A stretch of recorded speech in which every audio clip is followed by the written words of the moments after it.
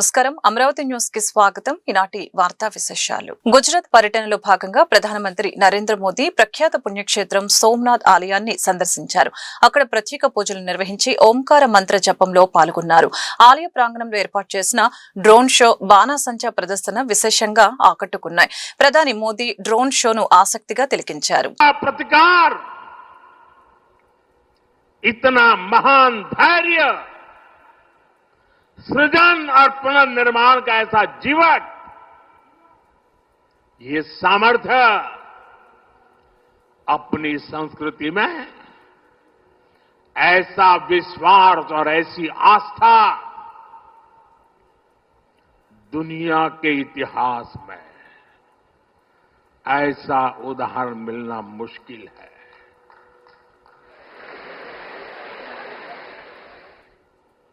जरा मैंने जवाब आपजो वेला આપણે આપણા પૂર્વજોના પરાક્રમનું પુણ્ય સ્મરણ કરવું જોઈએ કે ના કરવું જોઈએ? આપણા પૂર્વજોએ કરેલા પરાક્રમમાંથી પ્રેરણા લેવી જોઈએ કે નહીં લેવી જોઈએ? એવો કોઈ દીકરો હોય, એવા કોઈ સંતાન હોય કે જે પોતાના પૂર્વજોને ભૂલવા માટેના નાટક કરે? भाइयों बहनों, जब गजनी से लेकर औरंगजेब तक तमाम आक्रांता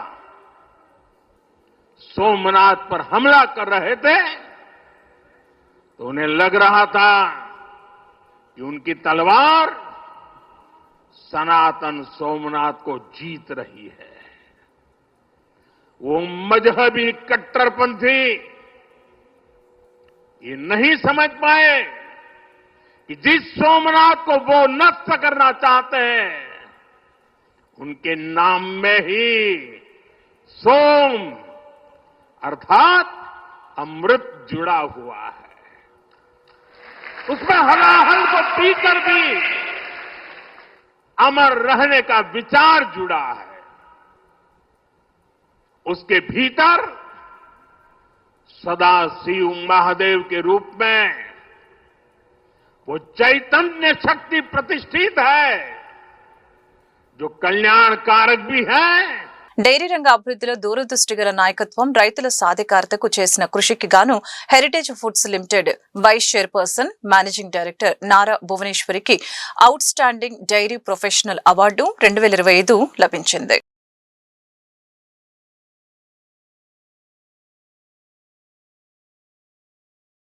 తిరుమల శ్రీవారిని పలువురు సినీ ప్రముఖులు దర్శించుకున్నారు. ఆదివారం వీఐపీ ప్రారంభ విరామ దర్శన సమయంలో నటి ముచ్చర్ల అరుణ, దర్శకుడు మలినేని గోపీచంద్, నటుడు బాబీ సింహ, కొరియోగ్రాఫర్ బాబా భాస్కర్ వేరువేరుగా స్వామివారి సేవలో పాల్గొన్నారు.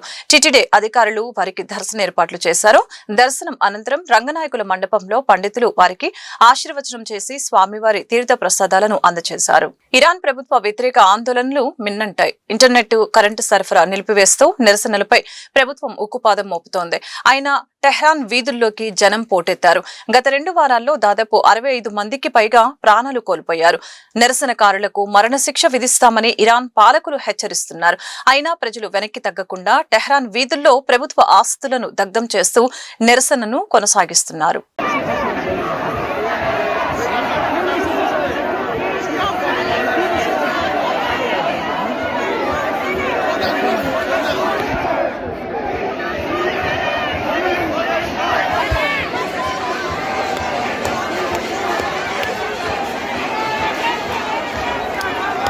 గుంటూరు నగరంలోని ప్రధాన రహదారులు గుంతలమయంగా మారి వాహనదారులకు నరకం చూపిస్తూ ఉన్నాయి. చుట్టుకుంట నుంచి మార్కెట్ వరకు ఉన్న ప్రధాన మార్గం అస్తవ్యస్తంగా తయారైందని స్థానికులు ఆవేదన వ్యక్తం చేస్తున్నారు.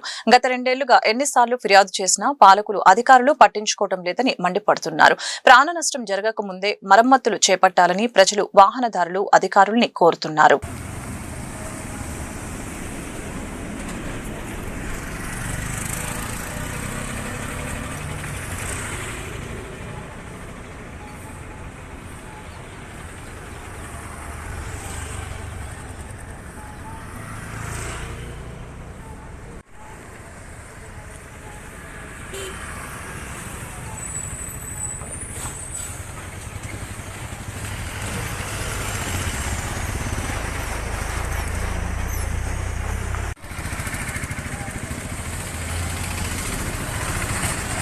తిరుమలలో భక్తుల రద్దీ సాధారణంగా ఉంది. టోకెన్లు లేని భక్తులకి శ్రీవారి సర్వదర్శనానికి 6 నుంచి 8 గంటల వరకు సమయం పడుతోంది.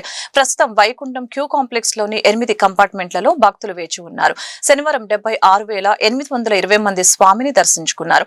24,368 మంది తలనీలాలు సమర్పించారు.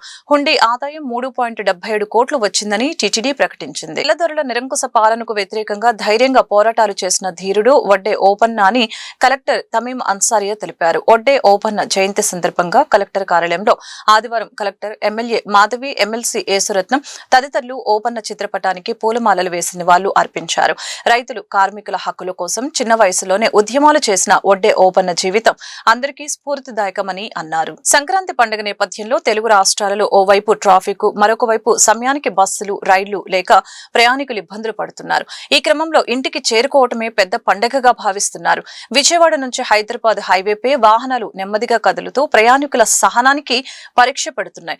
అటు హైదరాబాద్ లోని బస్టాండ్లలో వచ్చిన వెంటనే బస్సులు కిక్కిరిసిపోతూ ఉండటంతో పడిగాపులు కాయాల్సిన పరిస్థితి ప్రయాణికులకి వస్తుంది. అటు హైదరాబాద్ లోని బస్టాండ్లలో వచ్చిన వెంటనే బస్సులు కిక్కిరిసిపోతూ ఉండటంతో పడిగాపులు కాయాల్సి వస్తుందని ప్రయాణికులు వాపోతున్నారు.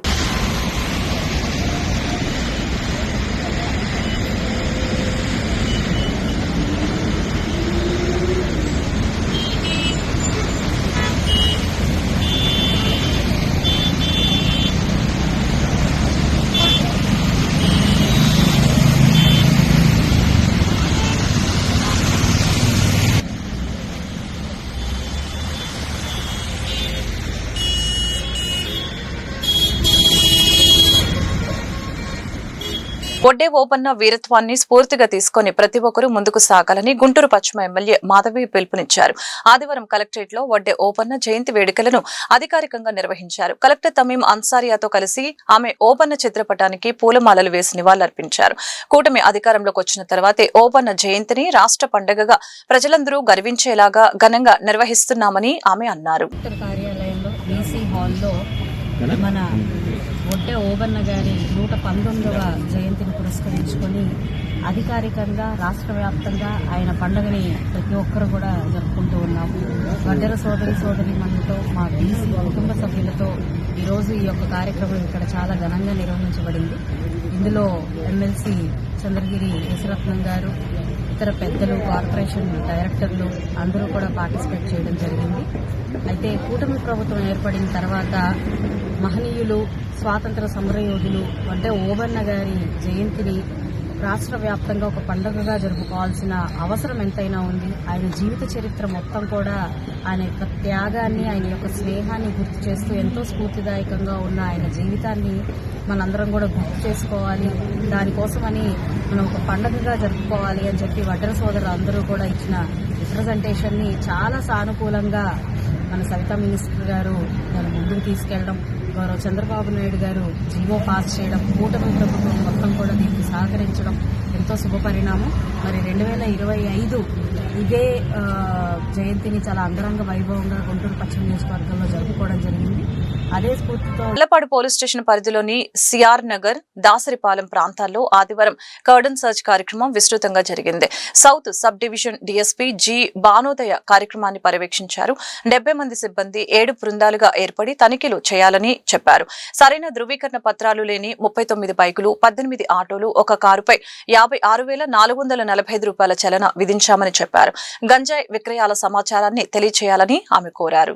ఒకసారి అందరూ కూడా మీ కుడి చేతిని ముందుకు చాపి ఈ ప్లెడ్జ్ తీసుకోవాల్సి ఉంటుందమ్మా. నేను సంకల్పం కార్యక్రమం ద్వారా డ్రగ్స్ లేని సమాజానికి దారి చూపుతానని ప్రమాణం చేయుచున్నాను. నేను డ్రగ్స్ లేని జీవితాన్ని గడుపుతాను. నేను డ్రగ్స్ లేని జీవితం మరింత సరదాగా ఉంటుందని నా స్నేహితులకు చూపిస్తాను. నేను డ్రగ్స్ యొక్క హానికరమైన ప్రభావాల గురించి ప్రజలకు తెలియజేస్తాను. నేను నా చుట్టుపక్కల ఉన్న ప్రదేశాలలో డ్రగ్స్ సేవిస్తున్నా లేక అమ్ముతున్నారు అని తెలిసినా వెంటనే పోలీసు వారికి కానీ ఉపాధ్యాయులకు కానీ తల్లిదండ్రులకు కానీ తెలియజేస్తాను. నేను తల్లిదండ్రుల ప్రేమతో ఉపాధ్యాయుల ప్రోత్సాహంతో లక్ష్యాలను సాధించడానికి సంఘంలో ఉన్నత స్థాయికి చేరడానికి శతవిధాలా ప్రయత్నిస్తూ డ్రగ్స్ అనే మహమ్మారిని పారద్రోలుతాను. నేను నా తోటి వారందరితో కలిసి సమిష్ట కృషితో మాదక ద్రవ్యాలు లేని సమాజాన్ని ఉంచడానికి శ్రమిస్తాను. వైసీపీ దృష్టిలో రాష్ట్ర రాజధాని ఎక్కడో చెప్పాలని మంత్రి నారాయణ అన్నారు. సజ్జల వ్యాఖ్యలకు మంత్రి కౌంటర్ ఇచ్చారు. అధికారం ఉన్నప్పుడు రైతులతో మాట్లాడటానికి ఇష్టపడిన వారు ఇప్పుడు లేనిపోని ప్రేమ చూపిస్తున్నారని అన్నారు. వైసీపీ నిర్వాకంతోనే అమరావతి పనులు ఆలస్యమయ్యాయని అన్నారు. అమరావతి నిర్మాణ పనులకు పారదర్శకంగా టెండర్లు పిలిచామని, రాజధానిపై బురద చల్లే ఉద్దేశంతో అనవసర ఆరోపణలు చేస్తున్నారని మండిపడ్డారు. అంటే కూడా మీ ఉద్దేశంలో రాజధాని ఎక్కడో మీరు చెప్పండి. మీరు రోజుకు ఒక మాట, సంవత్సరానికి ఒక మాట వద్దు. It is clear. మాదైతే వెరీ క్లియర్. అమరావతి రాజధాని 3 సంవత్సరాల్లో పూర్తిగా అయిపోద్ది, పూర్తి కంప్లీట్ అవుద్ది. ఏదైతే రైతు సోదరుల దగ్గర ఇప్పుడు ఇంటర్నేషనల్ స్పోర్ట్స్ సిటీ తీసుకుంటున్నామో దాన్ని కూడా డిజైన్ చేస్తున్నాం. ఈసారి అయితే దాన్ని కూడా వీలైనంత తొందరలో టేకప్ చేసి ఈ యొక్క 3.5 సంవత్సరాల్లో దాన్ని కూడా కంప్లీట్ చేసే విధంగా చేయాలని ముఖ్యమంత్రి గారు చెప్పారు. అదేవిధంగా ఇంటర్నేషనల్ ఎయిర్పోర్ట్ కావచ్చు, అదేవిధంగా స్మార్ట్ ఇండస్ట్రీస్ ఉద్యోగాల కల్పన కోసం స్మార్ట్ ఇండస్ట్రీస్గా చేస్తున్నాం. నేను ఒకటే చెప్పేది, మీరు ఎవరు మాట్లాడదలుచుకున్నా మాట్లాడాలన్నా మీకు స్వతంత్రం ఉంది. కానీ మాట్లాడే ముందు డేటా తీసుకొని మాట్లాడండి. అంటే వాళ్ళు ఏం మాట్లాడుతున్నారో వాళ్ళకి తెలీదు. ఎందుకంటే ఇప్పుడు చిన్న ఎగ్జాంపుల్, వాళ్ళు హైదరాబాద్తో కొలిచారు సెక్రటరీతో. ఇక్కడ మొత్తం ఆల్ స్టాఫ్ కింద దాకా ఉండే స్టాఫ్, డైరెక్టర్లు, కమిషనర్లు, వాళ్ళ కింద స్టాఫ్ మొత్తం ఆల్ కార్పొరేషన్స్ ఆడుంటాయనేది వాళ్ళు స్టడీ చేయలే. అదేవిధంగా రైతుల గురించి కూడా అలా ప్రభుత్వంలో లేనప్పుడు ఒకటి మాట్లాడారు, వాళ్ళు ప్రభుత్వానికి వచ్చినప్పుడు మాట్లాడారు, మళ్ళీ ప్రభుత్వం పోయిన తర్వాత ఒకటి మాట్లాడారు. ఏం మాట్లాడుతున్నారో వాళ్ళకే తెలియదు. ప్రజలు అన్నీ గమనిస్తున్నారు.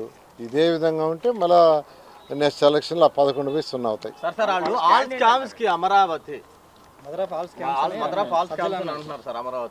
అమరావతిలో ఏదైతే టెండర్లు పిలిచామో ట్రాన్స్పరెంట్గా టెండర్లు పిలిచామండి. దాని ప్రకారం టెండర్లో పార్టిసిపేట్ చేసిన వాళ్ళు, టెండర్లో దక్కించుకున్న వాళ్ళు ఎవరు చేస్తున్నారు, వాళ్ళందరూ స్టాండర్డ్ ఇన్స్టిట్యూషన్స్, ఎల్ఎన్టీ కావచ్చు, ఎన్సీసీ కావచ్చు, మెగా కావచ్చు, చిన్నవి కాదు, వాళ్ళు ఎంతో స్టాండర్డ్గా చేస్తున్నారు. ఏమీ మాట్లాడలేక అమరావతి జరిగిపోతుంది, ఇంకా ఆగదు, ఎవరి చేతిలో లేదని నిర్ణయించుకున్నారు. దీని మీద ఏదో ఒక బురద జల్లాలని ఏం మాట్లాడుతున్నారో వాళ్ళకి తెలియట్లేదు. సార్ ఇప్పుడు విజయవాడ, గుంటూరు అంటే అమరావతి క్యాపిటల్ సిటీ ఫస్ట్ 217 చదరపు కిలోమీటర్లు పెట్టామండి. దానికి యాక్చువల్గా ఏంటంటే ఏదైతే ఇంటర్నేషనల్ స్పోర్ట్స్ సిటీ కావచ్చు, ఇంటర్నేషనల్ ఎయిర్పోర్ట్ కావచ్చు, తర్వాత వచ్చి స్మార్ట్ ఇండస్ట్రీస్ కావచ్చు, వాటి కోసం తీసుకునే ఏరియాతో క్యాపిటల్ సిటీ అవుతుంది. తర్వాత యాక్చువల్గా ఏంటంటే విజయవాడ కానీ, మంగళగిరి కానీ, తర్వాత గుంటూరు కానీ, ఇవన్నీ కూడా ఒక గుంటూరు జిల్లా వ్యాప్తంగా అన్ని పోలీస్ స్టేషన్ల పరిధిలో సీసీ కెమెరాలు ఏర్పాటు చేశామని, పోలీసు వారి ఆధ్వర్యంలో నిత్యం సీసీ కెమెరాల పర్యవేక్షణ ఉంటుందని, చట్ట వ్యతిరేక కార్యకలాపాలకు పాల్పడే తగిన మూల్యం చెల్లించుకుంటారని హెచ్చరించారు. చట్ట వ్యతిరేక కార్యకలాపాలకు పాల్పడితే తగిన మూల్యం చెల్లించుకుంటారని హెచ్చరించారు. జిల్లా ఎస్పీ కార్యాలయంలో ఏర్పాటు చేసిన మీడియా సమావేశంలో ఎస్పీ మీడియాతో మాట్లాడారు. చేతులతో చాకచక్యంగా ఇళ్ల తలుపులు తెరుస్తూ వరుస దొంగతనాలకి పాల్పడుతున్న దొంగను అరెస్టు చేశామని తెలియజేశారు. తాడేపల్లి పోలీస్ స్టేషన్ పరిధిలో తరచూ దొంగతనాలకి పాల్పడుతున్న 28 సంవత్సరాల షేక్ హుస్సేన్ అరెస్టు చేయడం జరిగిందని చెప్పారు. అతని వద్ద నుంచి సుమారు 4.79 లక్షల విలువైన బంగారం, వెండి ఆభరణాలు మరియు 4,32,000 రూపాయల నగదు, మొత్తం 9,11,000 రూపాయలు స్వాధీనం చేసుకున్నామని చెప్పారు. ముద్దాయి తాడేపల్లి పోలీస్ స్టేషన్ పరిధిలో 10 దొంగతనానికి పాల్పడినట్లు నిందితుడు విచారణలో చెప్పాడని తెలిపారు. తాడేపల్లి పోలీస్ స్టేషన్ లో రౌడీ షీట్ కలిగి ఉండి గతంలో పలు దొంగతనాల కేసుల్లో నిందితుడిగా ఉంటూ జైలుకు వెళ్లిన పాత నేరస్తుడు అని తెలిపారు. హౌస్ బ్రేకింగ్ మీద క్రైమ్ నెంబర్ 753/25 కింద కేసు నమోదు చేసి ఇన్వెస్టిగేషన్ తీసుకోవడం జరిగింది. సో ఆ కేసులో ముద్దాయిని అరెస్ట్ చేయడం జరిగింది. షేక్ హుసేన్ అలియాస్ బెకర్, అతను ఇప్పుడు తాడేపల్లి నూలకపేటలో ఉంటున్నాడు. యాక్చువల్గా ఇతను కృష్ణలంక విజయవాడ సంబంధించిన అతను. ఇతన్ని అరెస్ట్ చేసి ఈరోజు రిమాండ్కి పంపించడం జరుగుతుంది. ఇతను అరెస్ట్ చేసినాక 10 కేసెస్, మొత్తం 10 కేసెస్లో ఇతను ఒప్పుకోవడం జరిగింది. 10 కేసెస్లో రికవరీ చేయడం జరిగింది. మొత్తం మీద 86 grams gold, 956 grams silver, 4,32,000 cash, మొత్తం రికవర్డ్ ప్రాపర్టీ విలువ 9,11,000 వర్త్ ప్రాపర్టీ ఈరోజు రికవర్ చేసి విక్టిమ్స్కి అప్పగించడం జరుగుతుంది. సో ఇతని మీద ఇంతకుముందు కూడా 9 కేసెస్ రిజిస్టర్ అయ్యి ఉన్నాయి. ఇతని మీద సస్పెక్ట్ షీట్ కూడా ఉంది. ఇతను ఏదైతే లాక్డ్ హౌజెస్ ఉంటాయో అది గమనించి అవి టార్గెట్ చేసి హౌస్ బ్రేకింగ్ అఫెన్సెస్ చేస్తూ ఉంటారు. ఈరోజు ఈ షేక్ హుసేన్ అనే అతన్ని అరెస్ట్ చేసి రిమాండ్కి పంపించడం జరుగుతుంది. సో ఈ మంచి డిటెక్షన్ చేసిన Tadepalli inspector, Tadepalli SIs and team వాళ్ళందరికీ సర్టిఫికెట్స్ ఇచ్చే విధంగిస్తున్నాము. సో గుంటూరు జిల్లాలో ప్రాపర్టీ అఫెన్సెస్ ఎవరైతే చేస్తున్నారో, కొంతమంది పాత అఫెండర్స్ మళ్ళా ప్రాపర్టీ అఫెన్సెస్కి పాల్పడుతున్నారో వాళ్ళందరికీ మేము వార్నింగ్ ఇస్తున్నాము. ప్రాపర్టీ అఫెన్సెస్ మళ్ళా చేస్తే పీడీ యాక్ట్ పెట్టే అవకాశం ఉంటుంది. సో పీడీ యాక్ట్ ఓన్లీ ఈ రౌడీల మీద, గాంజా వాళ్ళ మీద కాదు, ప్రాపర్టీ అఫెన్సెస్ చేస్తే కూడా పీడీ యాక్ట్ పెట్టే అవకాశం ఉంటుంది. ప్రాపర్టీ అఫెన్సెస్ ఎవరైతే మళ్ళా చేస్తున్నారో వాళ్ళ మీద కూడా మేము పీడీ యాక్ట్ పెట్టే ప్లాన్లో ఉన్నాము. సో ఎవరైతే పాత అఫెండర్స్ జైలు నుంచి బయటకి వచ్చి మళ్ళా అఫెన్సెస్లో పాల్పడుతున్నారో వాళ్ళని మళ్ళా బయటికి రాకుండా చర్యలు తీసుకోవడం జరుగుతుంది. సో దయచేసి మళ్ళా ఎవరు కూడా ప్రాపర్టీ అఫెన్సెస్ చేస్తే ఖచ్చితంగా మీరు పట్టుబడతారు. ప్రతి కేసును మేము డిటెక్ట్ చేసే ఒక ప్లాన్ మేము తీసుకొచ్చాము. ఖచ్చితంగా డిటెక్ట్ అవుతుంది. వాళ్ళ మీద డిటెక్షన్ అయినాక వాళ్ళ మీద ఓన్లీ సింపుల్ అరెస్ట్ చేసి లోపల పంపించడం కాదు, వాళ్ళని పర్మనెంట్గా పీడీ యాక్ట్ పెట్టి కూడా. గుంటూరు జెడ్పీ మీటింగ్ హాల్లో ఆదివారం ఉమ్మడి గుంటూరు, ప్రకాశం, నెల్లూరు జిల్లాల రాష్ట్ర పంచాయతీ కార్యదర్శుల సంఘం విస్తృత స్థాయి సమావేశం జరిగింది. ఈ సందర్భంగా సంఘం అధ్యక్షులు ఎల్ల వెంకట దుర్గా ప్రసాద్ మీడియాతో మాట్లాడారు. పదోన్నతుల విషయంలో తమకు జరుగుతున్న అన్యాయం గురించి వివరించారు. డిప్యూటీ సీఎం పవన్ కళ్యాణ్ చొరవతో పంచాయతీరాజ్ శాఖలో విప్లవాత్మకమైన మార్పులు చోటు చేసుకున్నాయని పేర్కొన్నారు. పదోన్నతుల విషయంలో కొందరు న్యాయస్థానాన్ని ఆశ్రయించడంతో దీనిపై సందిగ్ధత నెలకొందని, ఉన్నతాధికారులు ఈ దిశగా జోక్యం చేసుకుని సమస్యను పరిష్కరించాలని విజ్ఞప్తి చేశారు. గుంటూరు జిల్లా పరిషత్ సమావేశ మందిరంలో జోన్ 3 పంచాయతీ డెవలప్మెంట్ అధికారుల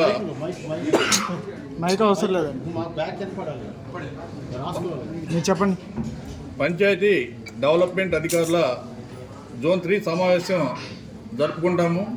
దీనికి ప్రధానంగా జోన్ 3లో ప్రమోషన్స్ ఆగిపోయినాయి.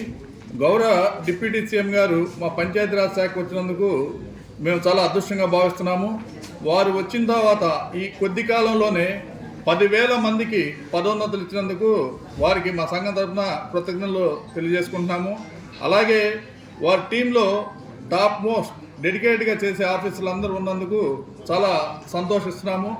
అలాగే మాకు కమిషనర్ కృష్ణతేజ సార్ కానీ, అలాగే వెంకటకృష్ణ సార్కి డిప్యూటీ సీఎం గారికి ఓఎస్టీ గారు అనేక సంస్కరణలు చేపట్టి పదోన్నతులు కల్పించారు.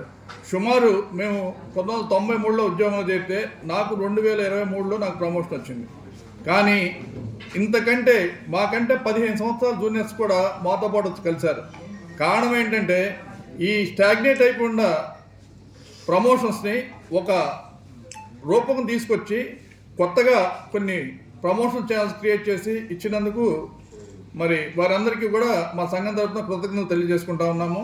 ముఖ్యంగా జోన్ 3లోకి వచ్చేసరికి గ్రేడ్ 3 నుంచి 2కు ప్రమోషన్ ఇవ్వడానికి 2024 మార్చి 14న 153 మందికి పదోన్నతులు ఇవ్వడం జరిగింది.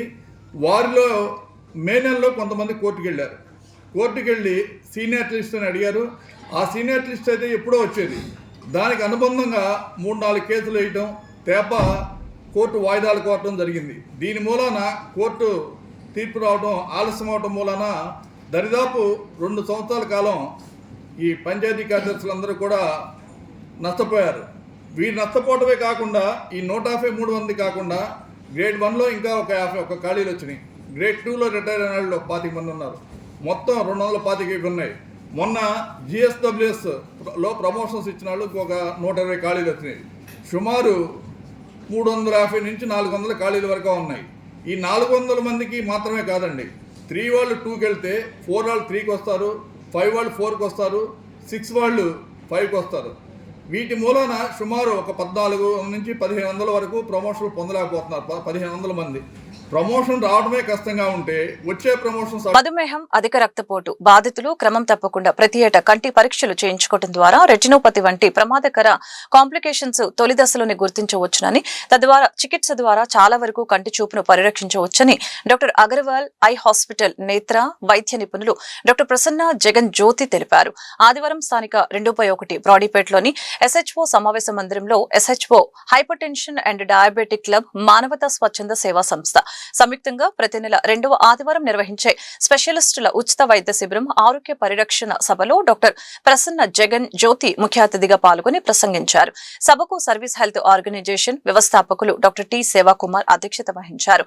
ఈ మేరకు డాక్టర్ ప్రసన్న జగన్ జ్యోతి మాట్లాడుతూ మధుమేహం, అధిక రక్తపోటు గలవారు వాటిని తప్పనిసరిగా నియంత్రణలో ఉంచుకోవాలని అన్నారు. లేకపోతే కాంప్లికేషన్స్ ల సమస్యలు తప్పవని తెలిపారు. పెద్దగా ఉంటుంది, అది ఒక జెల్ లాగా ఉంటుంది లోపల. సో వెనకాల సైడ్ ఉన్న దాన్ని మనం రెటీనా అంటాం. సో ఇప్పుడు షుగర్ ఎక్కువ అయిపోవడం అలాంటివి ఏమైనా జరిగినప్పుడు వెనకాల బ్లడ్ సప్లై తగ్గిపోతుంది. రెటీనాకి బ్లడ్ సప్లై తగ్గిపోవడం వల్ల ఏంటంటే చిన్న చిన్న బ్లడ్ వెజల్స్ అన్ని బ్రేక్ అయ్యి లోపల చేంజెస్ స్టార్ట్ అవుతాయి. కానీ మనకి ఎర్లీ స్టేజెస్లో మన విజన్లో ఎలాంటి చేంజెస్ ఉండవు. మనకి షుగర్ ఉండి చాలా ఇయర్స్ అవుతుంది, లైక్ 5 years 10 years అయినా కూడా మనకి చూపు క్లియర్గానే ఉంటుంది. బట్ లోపల చేంజెస్ అనేవి స్టార్ట్ అయిపోయి ఉంటాయి ఒకవేళ షుగర్ కంట్రోల్ లేదు అంటే. So it is very important, మనం షుగర్ చాలా కంట్రోల్లో పెట్టుకోవాలి ఎప్పుడైనా సరే. అండ్ ఆల్సో ఎవ్రీ 1 yearకి ఒకసారి రెటీనా చెక్ చేసుకుంటూ ఉండాలి. అలా చేయడం వల్ల ఏంటంటే మనకి ఏమైనా చిన్న చిన్న చేంజెస్ ఏమైనా లోపల రెటీనాలో ఉన్నా కూడా అది ముందే చూడడం వల్ల అది ఇంకా ప్రోగ్రెస్ అవ్వకుండా మనం ముందే కాపాడుకోవచ్చు. ఓకే, ఇస్ ఇట్ క్లియర్ ఇంతవరకు? ఓకే, సో ఇప్పుడు రెటీనాలో కొన్ని రెటినోపతి, డయాబెటిక్ రెటినోపతి అంటారు దీన్ని. డయాబెటిక్ రెటినోపతిలో మళ్ళీ స్టేజెస్ ఉంటాయి, mild, moderate, severe, very severe స్టేజ్కి వెళ్ళిపోతే అప్పుడు ఏంటంటే లోపల బ్లడ్ వెజల్స్ బ్రేక్ అయ్యి కంట్లో బ్లీడింగ్ వచ్చే ఛాన్సెస్ ఉంటాయి. అలా ఒకవేళ జరిగింది అనుకోండి, దాని తర్వాత మనకి ప్రోగ్నోసిస్ అంటే రికవరీ చాలా తక్కువ ఉండే ఛాన్సెస్ ఉన్నాయి.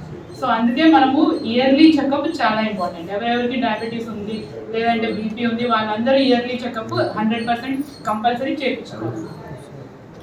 సో మనకి చేంజెస్ అనేవి ఓన్లీ లాస్ట్లో తెలుస్తాయి. లాస్ట్లో తెలిసినప్పుడు మనము హాస్పిటల్కి వెళ్ళి చూపించుకుంటే అప్పటికి ఇంకా చాలా లేట్ అయిపోతుంది. So it is very important, మనకి డయాబెటీస్ ఉంటే ఎవ్రీ 1 yearకి ఒకసారి చెకప్ చేసుకొని ముందే ఒకవేళ చేంజెస్ స్టార్ట్ అయిపోతే ఆ చేంజెస్ని ఇంకా ఎక్కువ అడ్వాన్స్ స్టేజెస్కి వెళ్ళకుండా మనం అక్కడతో ఆపచ్చు. So this is about diabetic retinopathy. ఇంకొకటి after the age of 50 years దాటిన తర్వాత మనకి క్యాట్రాక్ట్ అనేది చాలా కామన్.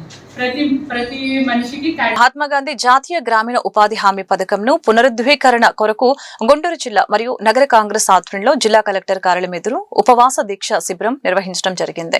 ఈ కార్యక్రమంలో మాజీ MLA PPP working president Sheikh Mastan Vali, మాజీ కేంద్ర మంత్రి జేడి శీలం, మాజీ ఎమ్మెల్సీ కెఎస్ లక్ష్మణరావు, జిల్లా అధ్యక్షులు సుధీర్, నగర అధ్యక్షులు ఖలీల్, వివిధ ప్రాంతీయ పార్టీ నాయకులు పాల్గొన్నారు. ఈ సందర్భంగా వారు మాట్లాడారు.